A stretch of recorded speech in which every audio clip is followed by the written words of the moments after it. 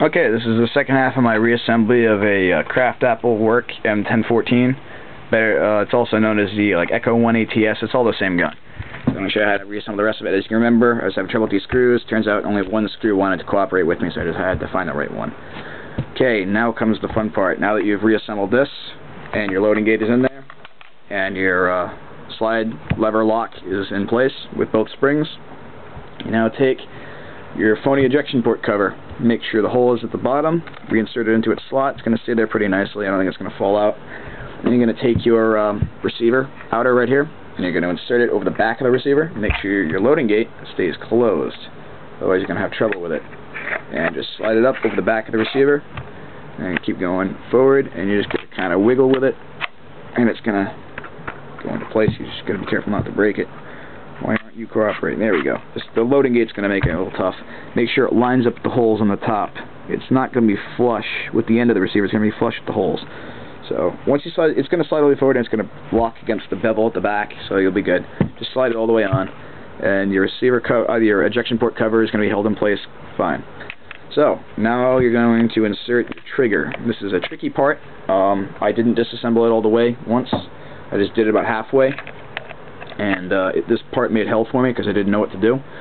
What you're going to do is you're going to take your return spring for the trigger, and you're going to drop it into its slot. This is the slot between the little T-shaped hole in the back and the T-shaped hole in the front. It's a little square notch right in the middle. You'll find it. It's going to correspond with this nub on the bottom of the trigger. Now what you're going to do is you're going to take this 1.5mm Allen wrench, which has an L shape to it. Any similar tool will work. What I want you to do, actually I'm going to take this back out. This is just pissing me off. Alright, what you're going to do is you're going to take this Allen wrench right here. You're going to insert the short end all the way down into the forward T-notch. This is where the trigger is going to drop in. You're going to take it and you're going to brace it against the block at the bottom. Just make sure you go all the way to the bottom. You're going to see a couple stepped kind of blocks going down. Go all the way to the bottom with it. And what you're going to do is you're going to take this trigger. I hope you guys can see this. You're going to take the trigger. This is a trick I picked up myself after swearing at myself for a long time. Take the trigger and you're just going to push it, and what you're going to do is you're going to end up pushing the wrench, and it's going to slide all your trigger mechanism. Remember those little pieces with the springs I showed you how to put in? It's going to slide all those forward and make room for the trigger to actually engage, and then pull the wrench out. If you did it correctly, the little pins that stick out of the side of the trigger are going to be flush with the bottom of the receiver right here. If they're sticking out, you haven't done it all the way. And just give it a function check. Just make sure that you can do that. It's going to push those blocks forward, and you'll now see how the trigger engages with everything in there. If you also did it correctly, you can also see the little prongs of the trigger down there, see your return spring. But this is what's important. Your trigger's working. Okay, now you're going to take the loading gate catch and its spring. You're going to take the wide end of the spring. Oh, God. Yeah, the problem is I don't have anything on the top of the receiver, so it's sitting on the rounded part.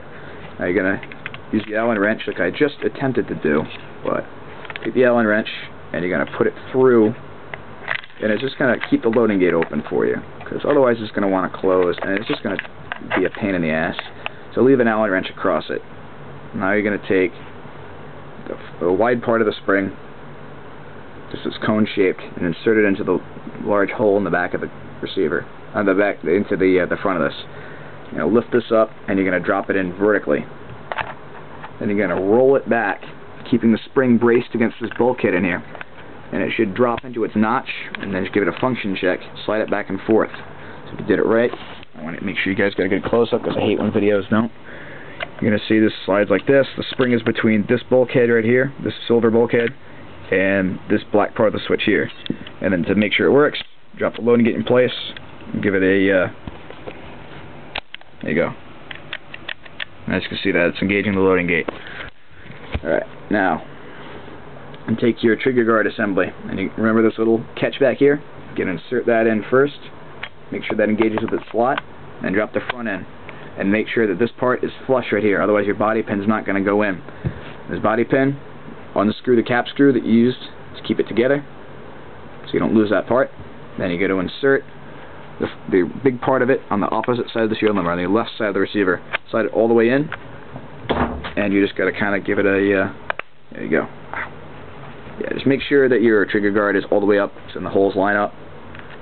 And now you can reinsert the screw. Now you're in absolutely no danger of losing components of the trigger group or loading gate. This locks them all in perfectly. Okay, so now your receiver is pretty much complete right there. Now you're going to take your outer barrel and slide it over your inner barrel. You got to be careful not to screw with it, because it does have some surprising wobble when it's free of the outer barrel. And then you just slide them back on, and it will find its hole and engage. There we go. And then rotate it. There's a block in there that's going to engage with the slot to make sure the barrel's kept vertical. Roll it over, and then you're going to take the set screw and take the Allen key that fits it,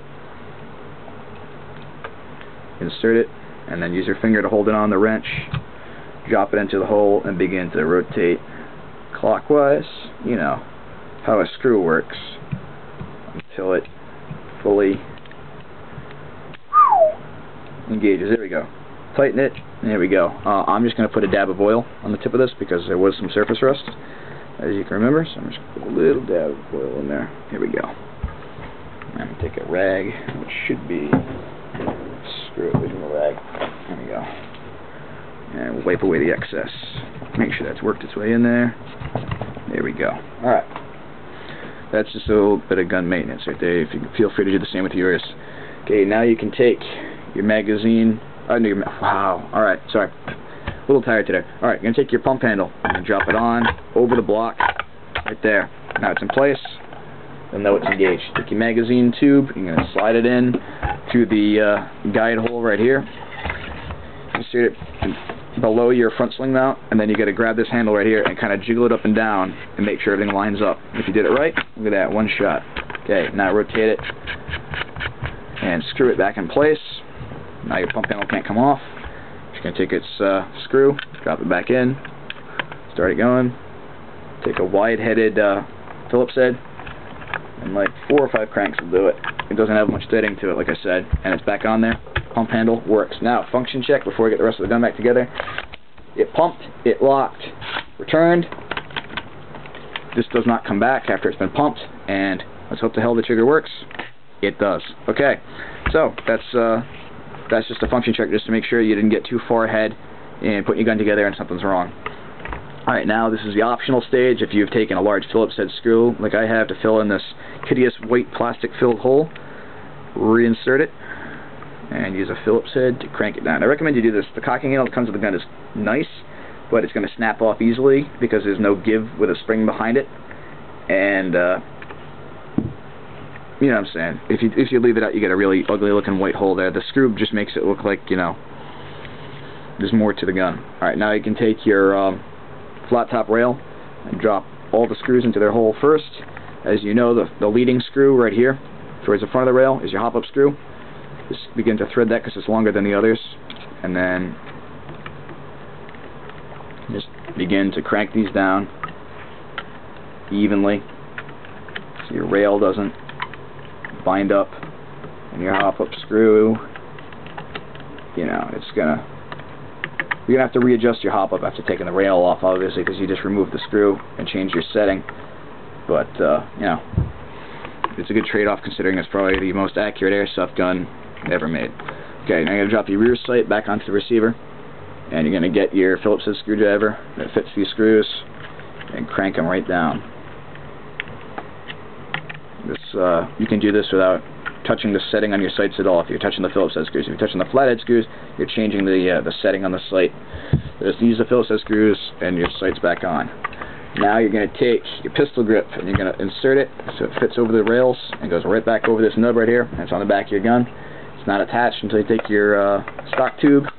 You insert it, fit those on the rails nice and snug, and then you're going to take the screwdriver, go back in here, find the threads, find the head of the screw, and very gently crank it down. You do not want to strip the screw, but you do want it snug. A lot of people complain in reviews that this gun has some pretty bad stock wobble.